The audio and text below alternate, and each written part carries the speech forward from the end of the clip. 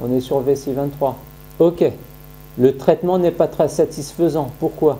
Parce que peut-être qu'à côté de ce point d'acupuncture, vous aviez un point à côté ultra douloureux qui aurait mérité d'être traité. Par exemple, celui ici, là. D'ailleurs, on se retrouve encore sur un autre point d'acupuncture.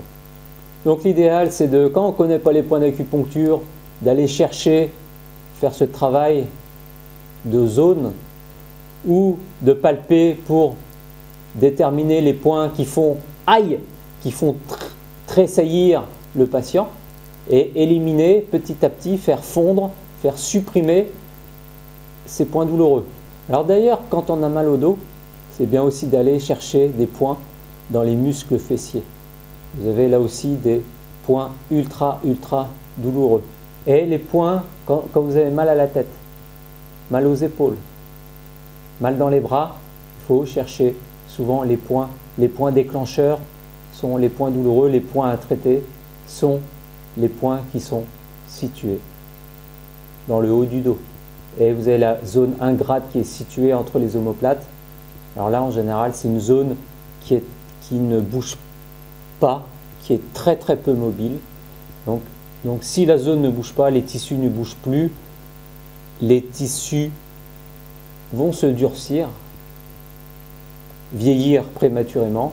Et alors là, on est vraiment dans une zone, vous allez trouver plein de points de points douloureux à la pression, de points sensibles et douloureux. Donc ça c'est une zone qui